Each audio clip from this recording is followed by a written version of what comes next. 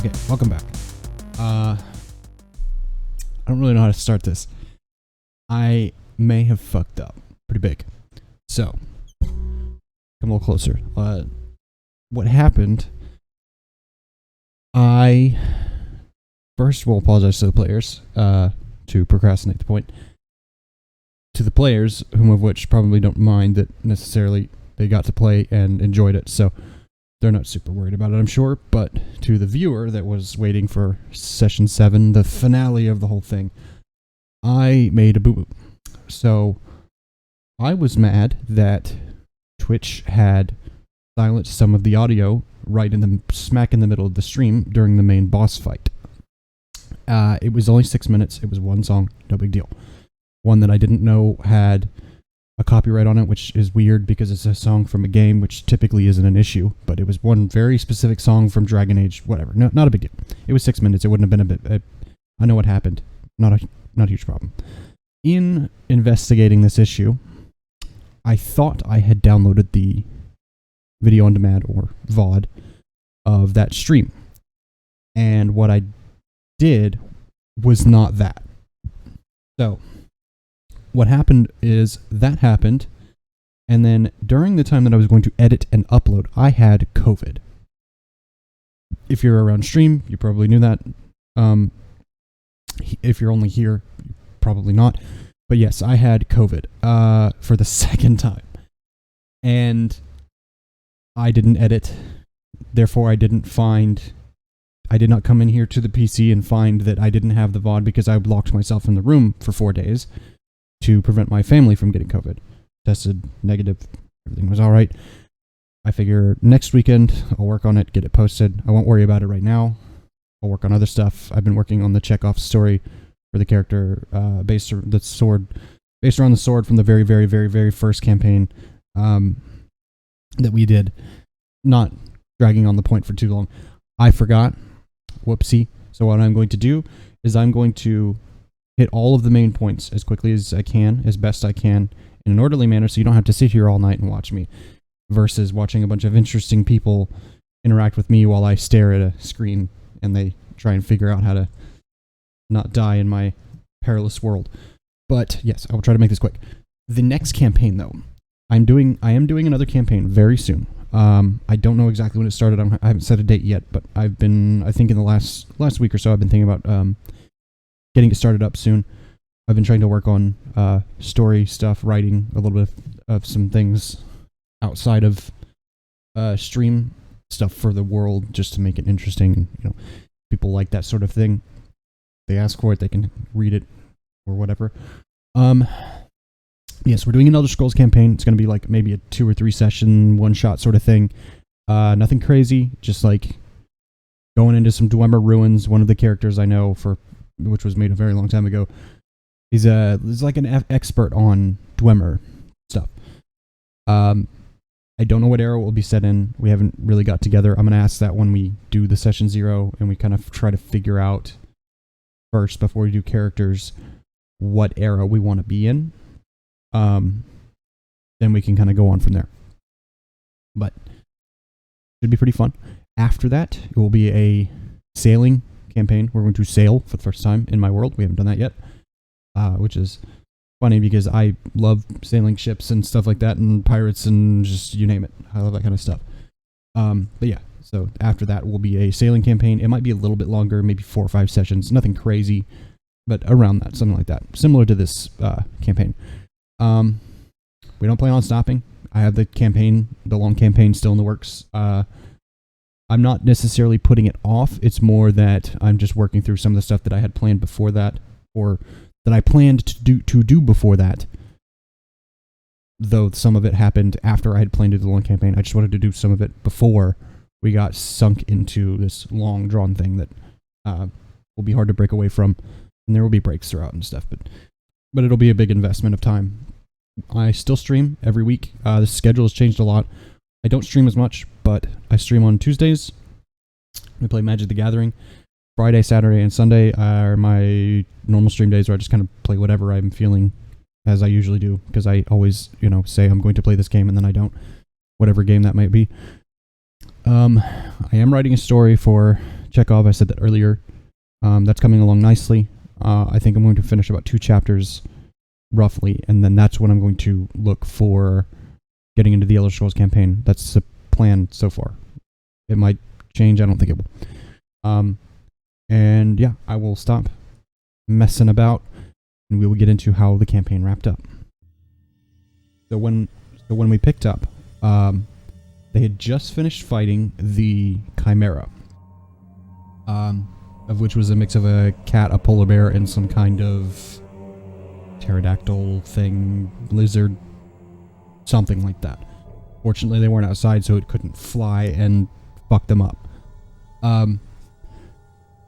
As they're kind of getting their bearings again, down from the stairs where they had seen the hooded figure came a gnoll with some pretty hardy-looking gauntlets and an archer with a few gnolls behind them, nondescript number, they couldn't tell, kind of coming down the stairs in the dark behind them.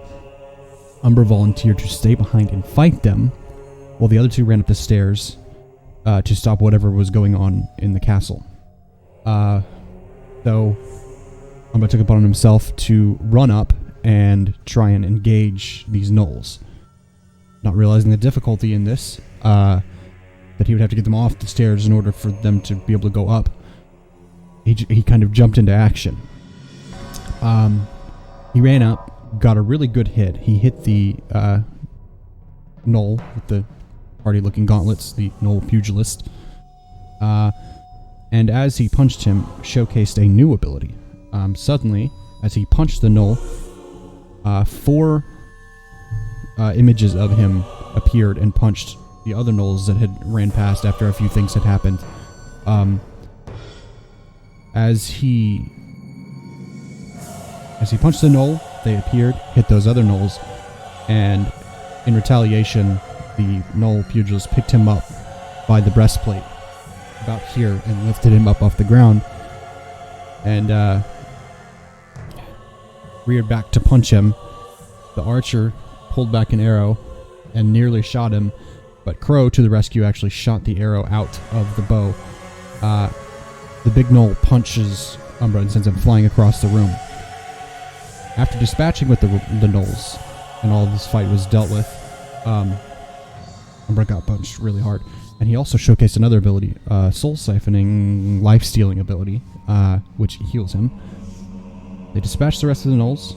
Umbra took invisibility from Trelor to go and investigate upstairs to see what was happening. Snuck past 2 more gnoll guards, traveled down a long, wide hallway, torchlit.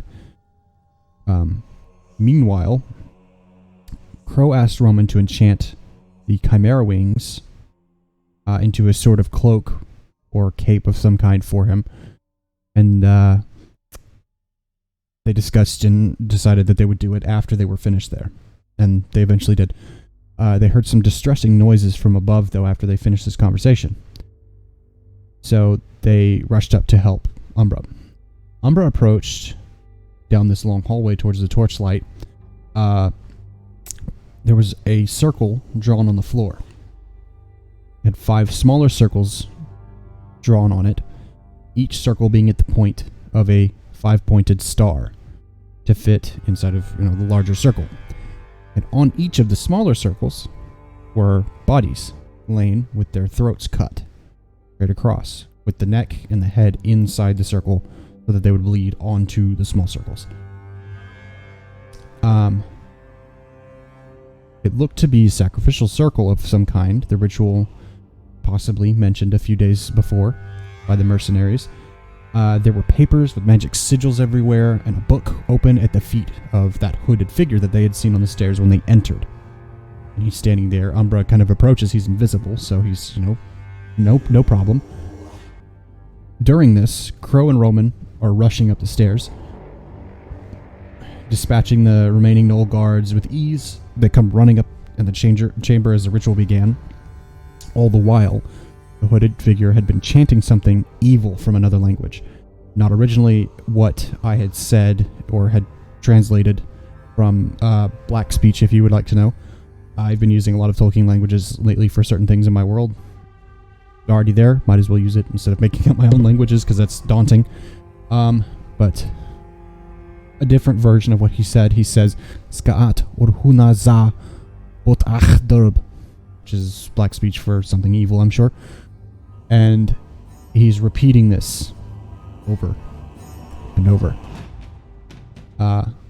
As Umbra approaches, though, while he's chanting this, and Umbra is inspecting everything around, the figure seems to look up and see him there, walking in the room. And he gets a big grin on his face. And he says, "Why don't you step out of the shadows?" And then he began to laugh and tell of someone named Jamirgihoth and his coming. And then kept laughing even harder and harder. And he began to choke amidst the telling and fell over dead. Right there in front of Umbra and Crow and Roman as they came rushing into the room. Umbra fell over also himself in pain, gripping his head. And then there was no sound for a moment. And then the sigil, this magic circle in the middle of the room, runes. Roman saw runes start lighting up all over it. Many runes. The papers, the runes drawn in on the actual stone itself began to alight. And in the darkness of the hallway from where they had come from, where there were no torches or lights, they heard footsteps and the tapping of what sounded like maybe a cane or a staff of some kind. And out of the darkness comes an enormous figure, somewhere between 7 and 9 feet tall, with a staff hunched over, horns curled, jagged teeth, looks like an old man goblin from hell. Just an enormous figure comes tapping out of the darkness, giggling to himself quietly.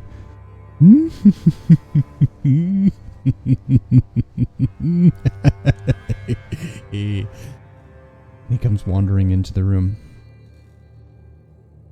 And he says, "A feast of minds for my coming, how hospitable." And he jams his staff into the chest of Roman and sends him flying back to the other end of the room. The party begins to fight, trading blows with him. They couldn't seem to make a dent. Everything seemed like it wasn't of any use. Nothing seemed to affect him. Just hitting as hard as they could, and it just didn't seem to really do anything to him. Roman managed to actually stab him with the barbed point of his club that he had bought in Redstone, that he had, made changes to. Stabbed him with the end of it, pushed him up towards the wall, and he's winning and winning and winning, and he gets to the wall and realizes that he's pressed him against the wall. No, he's not pressed against the wall. He's standing on the wall. He looks up just in time for Jamirgihoth to jam his hand into his face, and grab his face, and then begin to riddle his mind with madness. Meanwhile, more trading of blows happened until he vanished into shadow suddenly and reappeared in front of Crow and looked into his mind, making him sorrowful and longing for a body in place of the skeletal form that he has currently, leaving him immobile and useless in the fight, just trapped in thought, just spiraling. What if I did have a body? How could I get that? I could get that again, right? Maybe that's what I should go for. During this, Umbra, seeing Roman was near death after having taken another hit from Jamirgihoth, as he was called, took off his mask, finally, revealing that he was a kitsune, a terrifying foxfolk from Aragos long ago, long extinct, so they thought, so the world thought, and bit sharply into Roman's arm. Roman arose suddenly renewed and changed. His eyes were now canine in how they looked, and he rallied. He felt much better to help finish off Jamirgihoth. Meanwhile, Trelor, seeing Crow come out of his being trapped in his mind, called out to Crow and told him to duck. He shot off another fireball. He flicked a little red bead that flew across the room really quickly and then exploded, knocking Jamirgihoth back away from Crow, burning him and sending him away. Maybe burning him. But it seemed to cause some amount of damage. It angered him slightly. Crow raises his bow suddenly as he comes out of his trance, lines it up, shoots right into Jamirgihoth's wrist where he's holding the staff, knocks the staff out of his hand. Roman and Umbra laid out back-to-back blows. Roman comes in with a club. Umbra comes in with a punch that would level buildings. It would have brought down the keep if that had been what they were punching or hitting. Or even Trelawney jumped in and shot a magic missile, hitting and landing on the Demon Lord's chest hard. Jermurgeoth was stirred by this show of force and possibly actually, maybe, feeling the blows. He felt his interest dwindle in being here and trying to bring madness to the world and the Prime Material. Felt the need to do this waning. It was no longer funny, and he disappeared into a cloud of black smoke, returning back to the abyss. There was a moment of tension release, checking on Roman, discovering his new eyes and the true identity of Umbra as a Kitsune. And looking not as friendly and inviting as what Baron did. The party discovered a room where a few treasures were, a pair of enchanted axes, some magical paper, folded up and it does certain things that you ask it to, playing cards with odd properties, not a deck of many things. It's not that. A vial and an alchemist traveling belt that allows you to take on any appearance. And a box with a circlet in it that was, at first glance, to everyone there, even though no direct thing that they saw gave it away. But they just all three kind of knew, all four of them just kind of knew that it was just no good. It was the stuff of evil. Trelawney remarked at the finding of a note mentioning a secret place named Nimloth Gawarthren, and rushed out into the main chamber again. He asked Roman for assistance in crafting 4 sending stones to arm the party with something to keep in touch. They said their goodbyes, and Trelawney snapped and departed in an instant. After that, going back to his home, Umbra began to feel strange that moment in the main chamber. He peered out the window. Nothing was wrong. It was a nice day. Of course, without all the bad things happening. It was nearly sunset. In that moment, the strange feeling came to a peak as he looked out the window and realized that there was a large object now slowly moving up in front of the sun outside, completely blotting out the sunshine in a solar eclipse. Surprised, they all began to look around, unsure of what was happening. There was a feeling making all their skin crawl. And then, out of the darkness, as if walking out of a doorway of shadows, a figure walked through. Coming down the hallway, he approached, and they could make out a dark metal helmet, long horns, and gauntlets, and various other parts wrapped around him that seemed to have magic just flowing off of them in essence. He approached and was upset about missing the demon and the summoning. He began to address Umbra and the Blue Phantom, or as the Blue Phantom, displaying much irritation in his wearing of that mantle and armor and title. He told him his predecessor had killed many of his people. Was deeply displeasured by this, and that he would be a good price for insolence. The hair on Umbra's chest began to stand up as the figure raised his hand towards him, and then everything went black. Went to darkness in Umbra's eyes, and then he awoke in what appeared to be a field of reeds. He got up, and his father was there. And his father began to let him know that he's not sure who this person is, but he remembers before his end that this figure is very dangerous. It's bad news. To be very careful. And in that, he dug his claws into Umbra's chest, using the last of his remaining essence there on the other side, turning himself into nothing to return Umbra to life. What Crow and Roman saw was, as he raised his hand, he let out a noise of great effort, releasing a bolt of lightning the width of a pillar, just laying out Umbra, ending him then and there. No question. And they retaliated immediately. Crow firing an arrow in a blur, Roman throwing his shield without a second thought. The figure batted away the arrow, grabbed the shield, and was intrigued by it. This moves at a different weight. Some kind of magic here. Looks at it, grips it in the other hand, and then begins to strain and snaps the shield in two. An enchanted, not directly, but through runes, an enchanted item, snapped in two pieces. Family heirloom to Roman. This sparked rage in him. The figure walked over, seemingly untouchable now.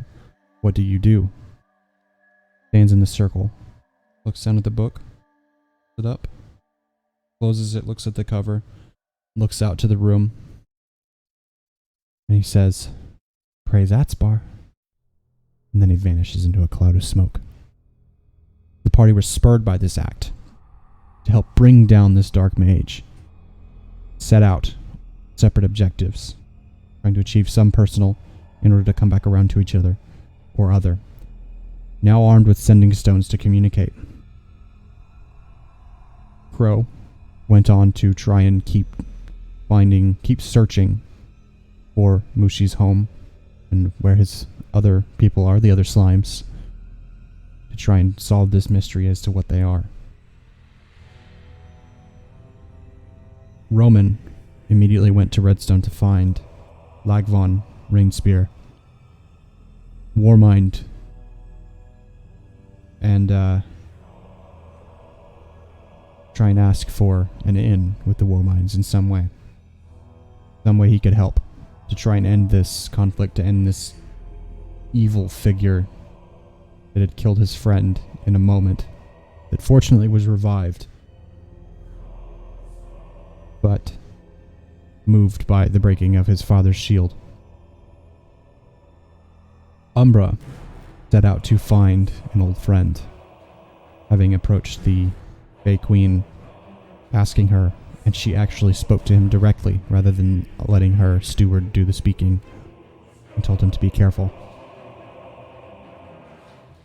I threw in at the end that Edgar and Atkins were wandering through the woods. They had been sent down to Eve to do something, to investigate something. Not really important what they were going for, but they were walking on the road that they had not walked on in a long time together nonetheless. The last time they were here, they were with Vol and Brynford, traveling to Riverton. But now they're traveling south back to Eve. First time in about 3 years almost. And Atkins bringing this up. Edgar kind of feeling in the moment there. Edgar having changed after Vol's death. More wrathful now. More rageful. Hating the elves. Wanting to destroy them. And everything that they are. Get them off of this continent. And who knows what he would do next. Atkins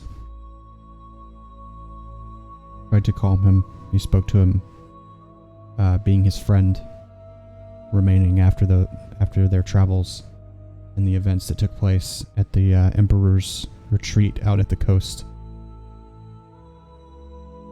Now that Brynford had gone home, in sadness that he had lost essentially his son, Atkins advised him to be careful, to not go too reckless, try not to kill himself. And in walking, Edgar did hear a whisper. Maybe he wasn't sure what it was. But Atkins seemed to be displeased with whatever he had heard and made a face that Edgar may or may not have seen. He wasn't sure. But it sounded like the voice behind them behind Atkins, who was behind Edgar, had said, "He'll get himself killed." But immediately Atkins gave a face, like you shouldn't be speaking. Shh. That sort of face. And they continued on traveling. Edgar, straight as an arrow, always on goal now. Now, I will throw in something special that I have written since I fucked up so badly. I wrote out a script for something in the background that happened while the characters were traveling to do their other things. The point of time that this happened isn't important. It was when they were when they were traveling back and when they all split and went their different ways to achieve their separate goals. So I will jump in. Charles Maramon, in the city of Redstone, a rotund, white-haired, deep purple-skinned dark elf. He sits at his desk in the evening, doing paperwork, signing off on things, working on his scheme further to buy all of Redstone. And then enters his servant through the door, Lavar, the Jarden elf, true of heart, and sound character. "Sir, you have a visitor. King Shale and his associate." King Shale and a very tall figure enters. The king, light gray skin, showing his Genasi heritage, and his clothing showing his kingliness, with his associate dressed in dark colors, orange highlights around his clothing. He wears a hood at all times, but from underneath, you can see the end of a long, dark, thin snout with his short hair. A bit of brown on the bottom. And amongst his clothes he bore several weapons, sword and dagger visible. They enter and sit across from Lord Maramon. Lord Maramon looks and says,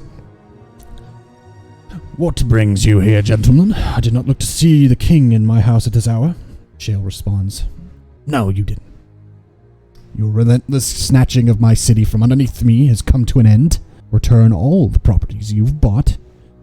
Those people have owned the properties you've purchased for hundreds of years. It's a part of their families, their legacies. So no mincing of words, then. Who's your associate? That's none of your business. Skunk. Take your stench out of my affairs." Please, please. I don't mind, sir." The figure rises and bows. "Assalamu alaikum. I am here to ensure the king's safety in this matter, and also to the interests of exterior parties. That's all." And Maramon looks at him and he says, "What's your name, then?" "I'm afraid with my current business, not within my power to tell my name." "So you're here to waste my time. And then what? Threaten me when the king doesn't get his way? No, he's here to observe for me, and the sake of the interested parties in this matter. Some of the farmers and people in the city banded together to hire him to see this handled properly." "I see. So the penniless want their dirt back, then? I'll have you know this. I will buy this city. It will be mine." The king grips the arm of his chair tightly. You can hear the straining in the wood, his skin rubbing against the chair. Maramon now looks at him. The king gets up and storms out. "Now come the threats, then. A theatrical piece you and the king have arranged for me here. Do go on with it, then." The hooded figure stands up, nearly hitting his head on the lantern fixture above. From his height, he seems maybe over 7 feet tall. He rounds the desk, extends his hand politely to Lord Maramon. "I see your mind won't be changed, friend. I take my leave." Maramon stands confused. He extends his hand and shakes the man's hand. He suddenly jerked forward, And then he looks down and realizes that this tall figure has jammed his fist into his chest, punched him. And there's sharp pain. He must have punched me. That's what he thinks. But there, concealed in plain sight, was a blade. In an ornate and clever contraption on top of his forearm, across here. Go on. Say it. We've all been saying it. I give you the chance. Fall to your false god. Marmon sputtered at his last words. Praise. That's bar. The figure lowers the body to the floor, cleans the blade, the handkerchief Marmon wore on his shirt. He creeps to the window and looks back before jumping out, and he says, "May the sands find mercy on you." He jumps out the window.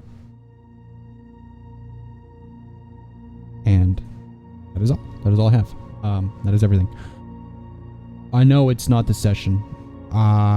I feel like shit about it. I like to have content for the channel that is specifically Dungeon World.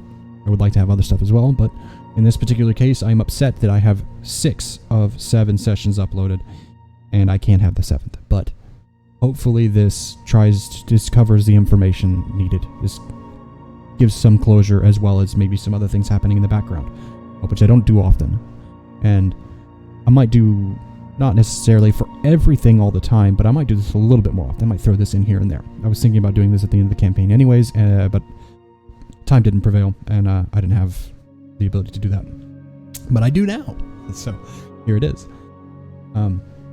If you're still here, thank you so much for watching. I don't know when the next campaign will start, but stick around. There will be more. There will always be more. I'm not going anywhere anytime soon. Elder Scrolls coming right up. See you later.